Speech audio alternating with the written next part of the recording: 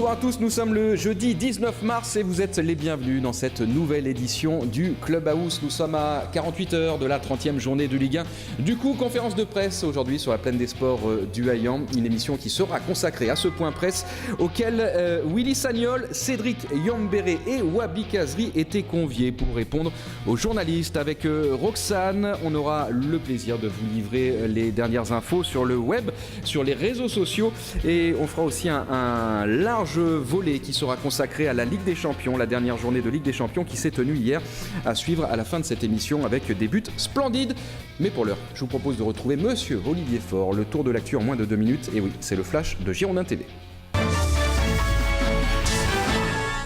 Bonjour Emmanuel, bonjour à tous, ravi de vous retrouver pour les dernières infos des Marines et Blancs avec une séance d'entraînement ce jeudi après-midi pour les hommes de Willy Sagnol. On le rappelle, une séance d'entraînement qui a été avancée puisque les Girondins prennent la direction de Toulouse ce jeudi en fin d'après-midi. Les Bordelais qui se préparent au mieux pour cette 30e journée et donc ce nouveau derby de la Garonne. On rappelle que ce sera la 4e fois que les deux clubs s'affrontent cette saison. Coup d'envoi donc samedi à 20h à Bordeaux. CV, Touré et Diabaté sont toujours blessés. Et puis sachez que ce sera également le 300e match de Cédric Carasso en Ligue 1 contre Toulouse, son ancien club. Félicitations au portier bordelais. Enfin, cet article à lire dans France Football, un article consacré à Christophe Dugarry qui parle des Girondins de Bordeaux, son ancien club. Le moins que l'on puisse dire, c'est que le club bordelais ne l'emballe pas du tout, à lire donc dans France Football. Voilà pour les dernières infos, Emmanuel.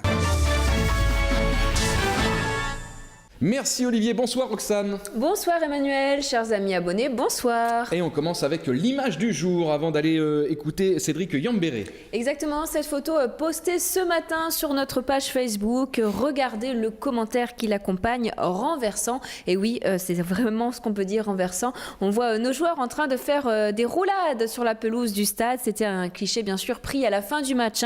Bordeaux-PSG qui traduit encore bien sûr la joie des supporters et bien sûr de tout le staff de cette réussite, de ce match gagné. Et on la trouve où cette image, Roxane ? Sur notre page Facebook. D'accord, j'avais pas entendu. Voilà. Je crois reconnaître Diego Roland et Mariano. Voilà, on est d'accord. Ils sont souples quand même.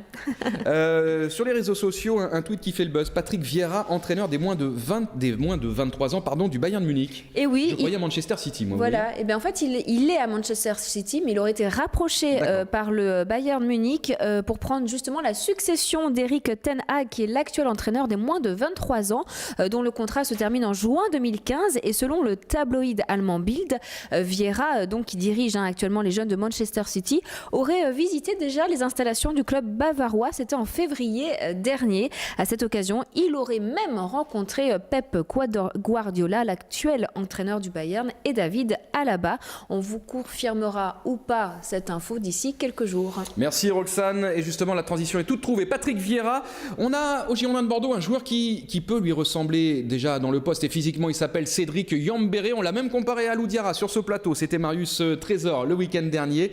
On lui souhaite bien évidemment la même carrière que ces deux monuments du football français qui étaient au même poste et qui ont été capitaines de l'équipe de France. Alou Diarra, Patrick Vieira.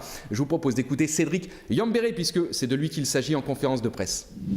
Cédric, est-ce que la donne a changé dans le sens où Toulouse vient de changer d'entraîneur pour préparer un tel match ? Non, la manière de se préparer, c'est toujours la même. C'est toujours la même pour nous.